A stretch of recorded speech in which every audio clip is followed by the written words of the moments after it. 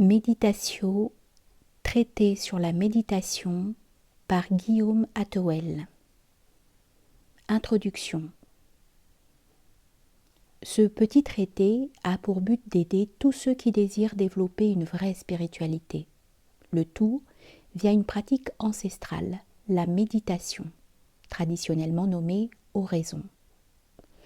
Loin des pratiques New Age inopérantes spirituellement, je vais ici vous partager la méthode de nos ancêtres, toujours d'actualité et efficace. Vous découvrirez que celle-ci est simple, mais demande du temps de pratique. C'est l'expérience intime qui prime, et non ce qu'on en pense, dit, etc. Le but de la méditation est simple. Elle vise à élever l'individu, le rendre meilleur sur tous les plans. Puis, in fine, elle rend possible le contact avec l'éternité, Dieu, la source de toute chose. On parle donc de voie, car la méditation est un voyage, une exploration. Cela ne se pratique pas comme les modernes le conçoivent. Ce n'est pas une méthode que l'on applique dans l'attente de résultats immédiats. Ceux qui pratiquent avec cet état d'esprit n'obtiendront rien. Il faut donc apprendre à méditer sans attente, simplement dans le but de découvrir, avec toute l'ouverture d'esprit que cela demande. Plus on attend des résultats, plus on conditionne l'expérience et la pratique. On finit ainsi par s'enfermer soi-même dans des conceptions, représentations, etc., ce qui est une impasse. Comme le disait Jean Dubuis, pas de cachotterie sur les processus qui conduisent à la connaissance, mais la plus grande réserve sur la nature des expériences qui résultent de l'accès à cette connaissance. Dans cet ouvrage, nous allons respecter cette règle. Nous n'allons que partager le moyen. Le reste relève de la vie intérieure et ne se discute pas. Ce processus d'élévation est différent pour chacun, même si la toile de fond reste la même pour tous. Il y a donc quelque chose d'immuable dans la pratique. Seule la façon dont nous vivons individuellement les choses nous sera personnelle. Il n'y a donc pas lieu de comparer nos vécus, ni d'entrer en compétition implicite, etc. Chacun suit son chemin, à son rythme, conformément à sa nature. Notons aussi que nous ne cherchons pas tous la même chose. Il convient donc de garder pour soi ce que la nature et le divin va vous révéler. Une partie infime de tout ceci peut être partagée avec ceux qui sont dans la même démarche, mais il convient de rester quand même discret sur ce que nous vivons en nous. Bonne route.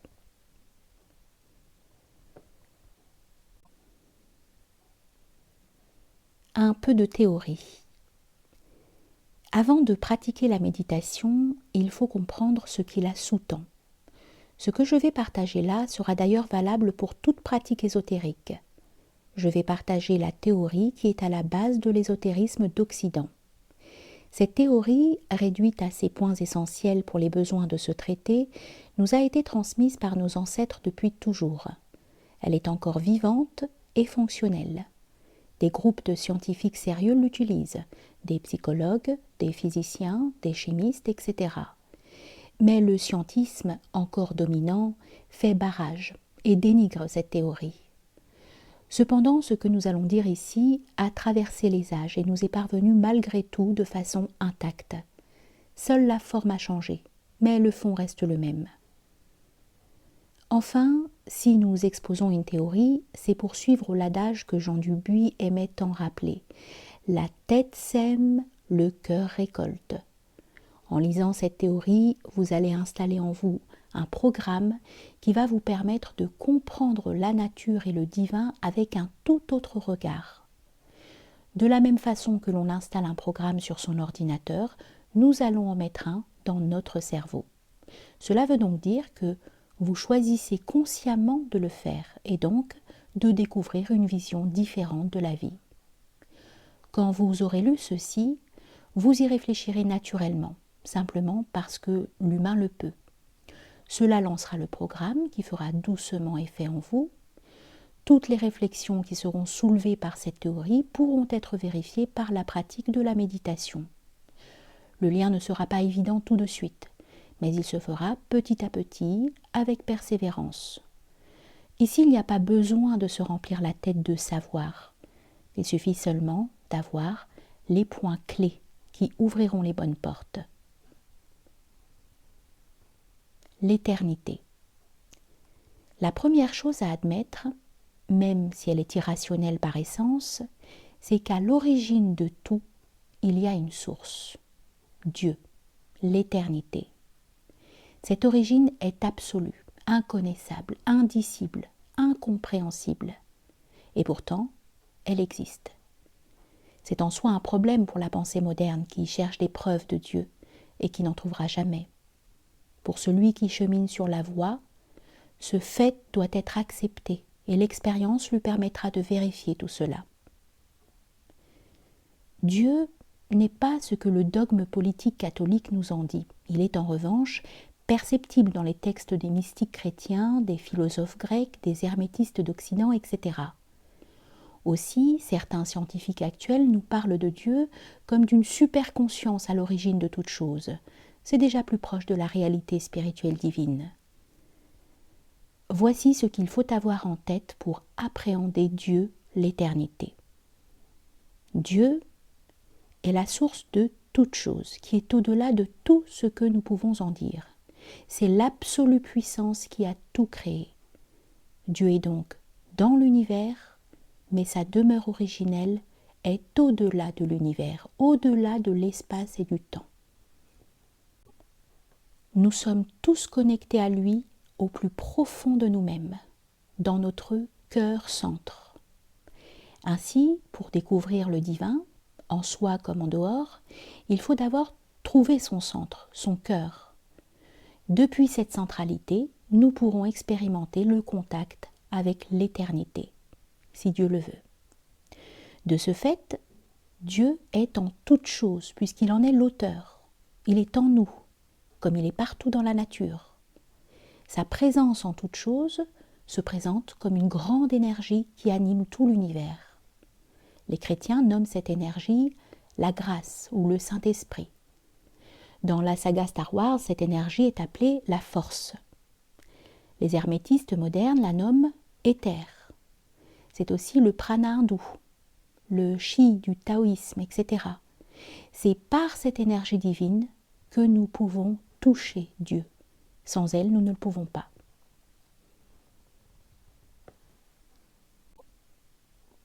L'univers. Comme nous venons de le voir, l'univers est l'œuvre de Dieu, l'éternité. Cette création est faite pour que Dieu s'expérimente lui-même, car pour des raisons inexplicables, Dieu est la source cherchant elle-même. Ce point difficile à saisir sera lui aussi éclairé par la pratique. Il n'y a pas lieu d'en dire plus pour débuter. L'univers n'est pas Dieu, c'est seulement sa création, au sein de laquelle il participe activement, comme nous l'avons déjà expliqué. L'univers est fait de plusieurs strates que traditionnellement nous nommons corps, âme et esprit. Le corps est le monde de la matière, le monde dense et solide. L'âme est le monde psychique, c'est l'astral qui se divise en deux zones, haut astral et bas astral. Et enfin, l'esprit est le monde originel pur et spirituel, là d'où provient l'énergie cosmique et divine. L'humain est structuré de la même façon, car comme il est dit, Dieu créa l'homme à son image. Ainsi, l'univers est le macrocosme et l'humain le microcosme. Ainsi, l'humain possède un corps, notre corps physique, une âme, notre psyché, et un esprit, notre conscience. L'humain est connecté à l'univers grâce à ses sens physiques et psychiques.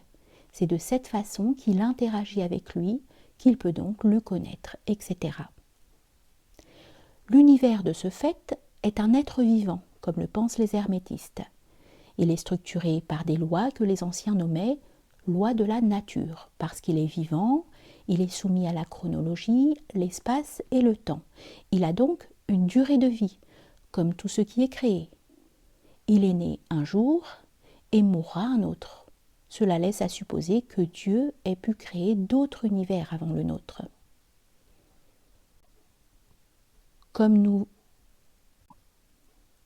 L'humain.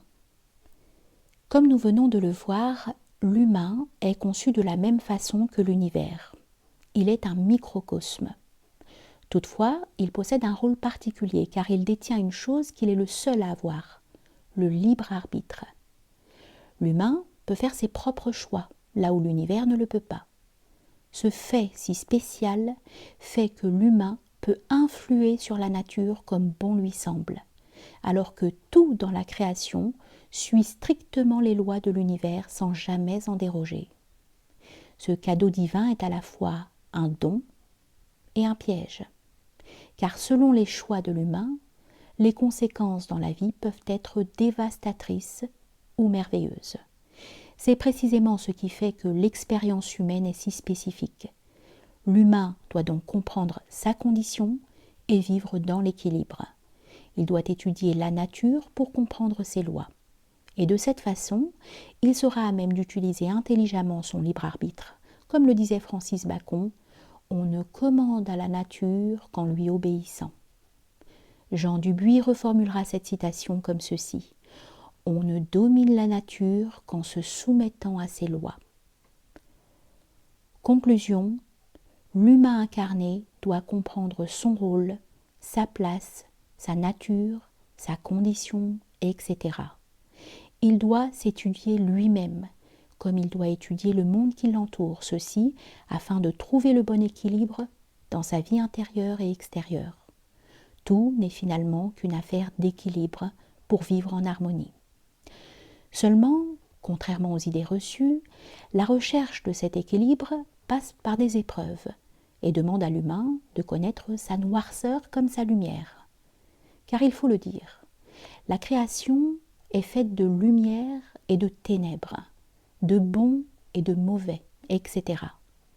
Les choses sont ainsi faites. Le seul bien inaltérable et suprême, où le mal n'existe pas, c'est Dieu, l'éternité.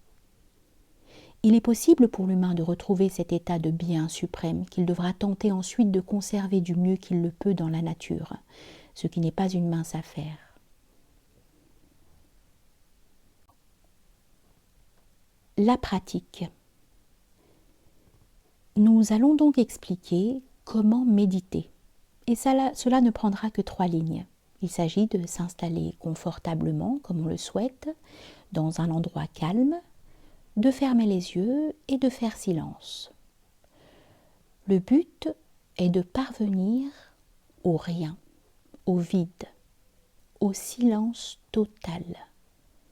Une fois cela atteint, quelque chose se produira qui ne convient pas de révéler, mais de découvrir par soi-même. Voilà, je viens de tout résumer.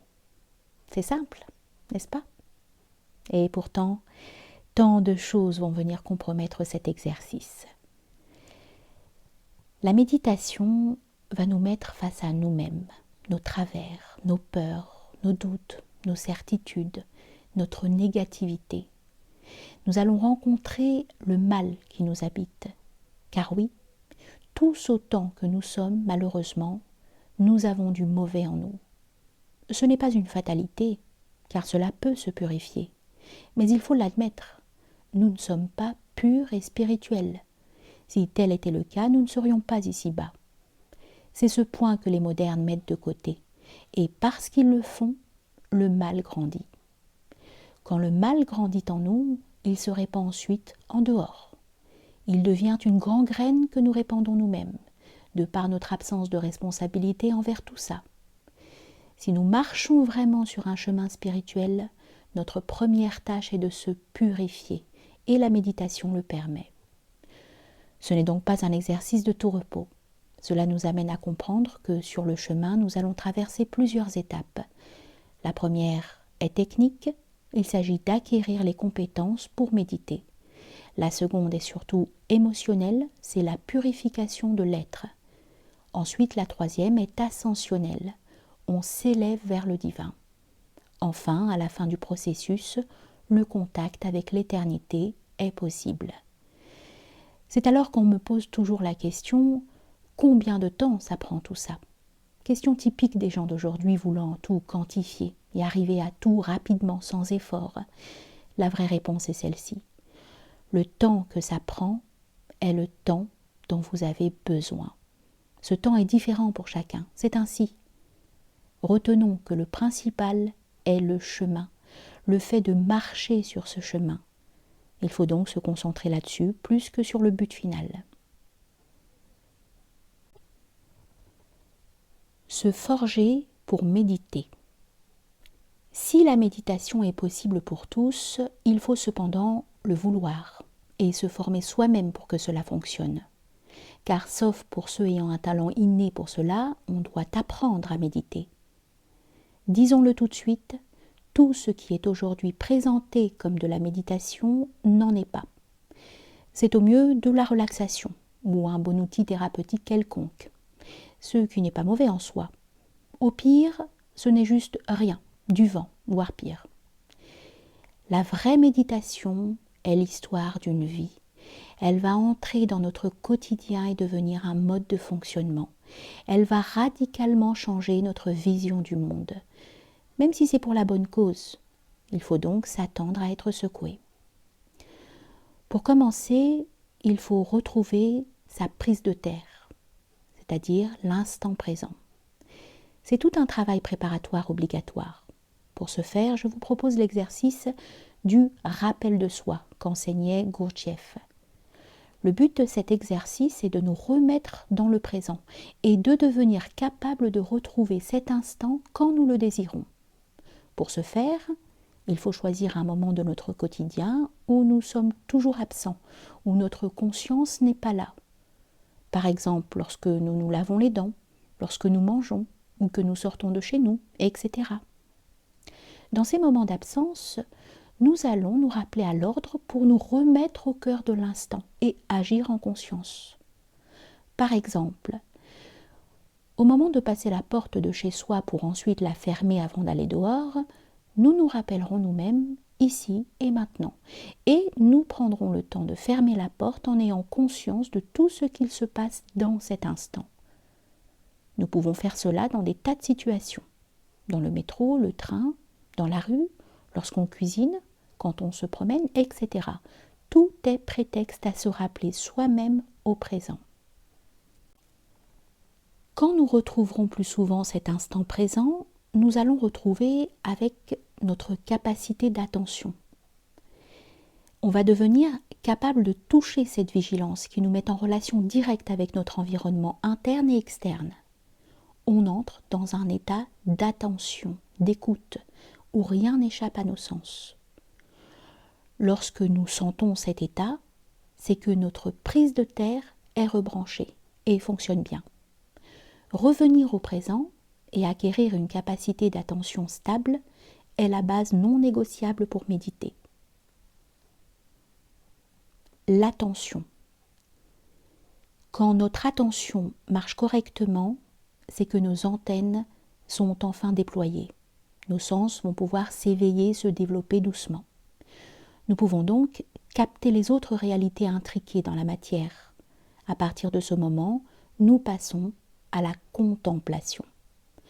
Quand l'attention est active, il faut plonger dans le silence. Il faut abandonner tout ce qui nous traverse de mental, d'émotionnel et de physique. On doit seulement rester dans l'attention et rien d'autre. Ce faisant, nous entrons en contemplation. Cela va révéler bien des choses qu'il faut garder pour soi. D'abord, nous allons pratiquer cela les yeux ouverts. Nous allons contempler notre environnement extérieur et laisser la contemplation faire son travail. Dans cet état d'attention extrême, nous faisant basculer dans la contemplation, nous allons nous fondre intégralement dans l'environnement. Il va falloir apprendre à rester dans cet état contemplatif sans se laisser perturber par ce qui survient en nous et en dehors. On doit rester impassible dans le présent, fondu dans l'environnement. Bien entendu, cela demande de l'entraînement, car nous serons dérangés par nos pensées, nos ressentis, des visions, etc. Pour autant, nous devons rester centrés. Une fois cela acquis, nous allons pouvoir pratiquer les yeux fermés et vivre les mêmes choses en nous-mêmes. C'est alors que nous allons découvrir notre vie intérieure et cheminer peu à peu vers le cœur, qui est le centre de l'être. Là aussi, une fois les yeux fermés, nous devons nous fondre dans l'expérience et laisser la contemplation nous révéler les choses. Là aussi, nous allons voir des choses, sentir, ressentir. Parfois, ces visions et ressentis seront bons, spirituels, et d'autres fois, ils seront violents, mauvais, difficiles. Dans un cas comme dans l'autre, on doit rester centré, rester en contemplation et laisser défiler tout ça. Nous pouvons en prendre note pour nous comprendre nous-mêmes, car ce qui se produit en nous est avant tout ce qui se loge dans notre âme. Mais l'essentiel est de rester encore et toujours contemplatif. Ce stade de la pratique est celui qui souvent amène les pratiquants à s'attacher à des visions, des ressentis. C'est précisément là qu'il faut tenir bon et continuer de méditer. Il ne s'agit pas de nier l'astral, car il existe. Mais si on est sur la voie de la méditation, on se doit de continuer notre chemin, donc de rester centré et contemplatif et ne pas s'attacher à tous les phénomènes de l'âme. L'absorption. Il va enfin venir un temps où les yeux fermés et en contemplation, nous allons parvenir au vide total, le vide mystique.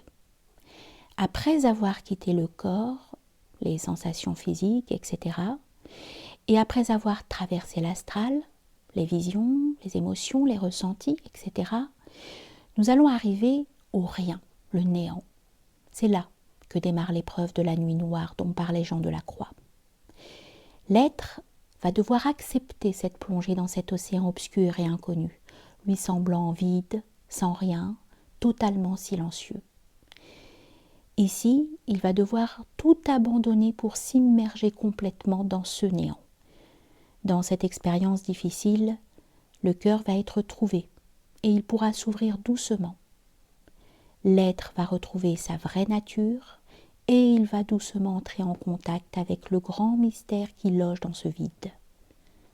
Ce vide n'est pas vide, il semble vide, il semble rien, mais en réalité, il est habité par quelque chose de mystérieux que le méditant devra découvrir par lui-même. Quand cette chose mystérieuse viendra vers lui, il entrera dans un état d'absorption. Il va être absorbé par ce vide mystique, goûter ce mystère qui l'anime et se fondre totalement en lui. Dans ce processus merveilleux mais effroyable en même temps, l'éternité, Dieu, répondra de lui-même.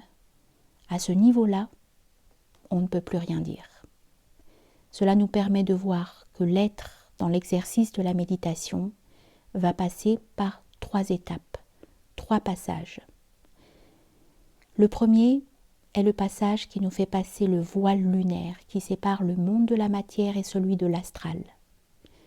Ensuite, on traversera le voile solaire qui, lui, sépare l'astral du cœur.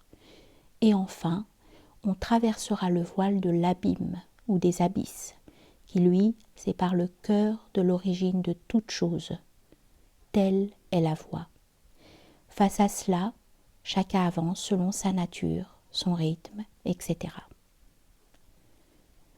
Pour ceux désireux d'approfondir tout ceci, vous trouverez plus de choses dans mon livre « Le chemin vers l'illumination ». Aura Elabora, Guillaume Atouel.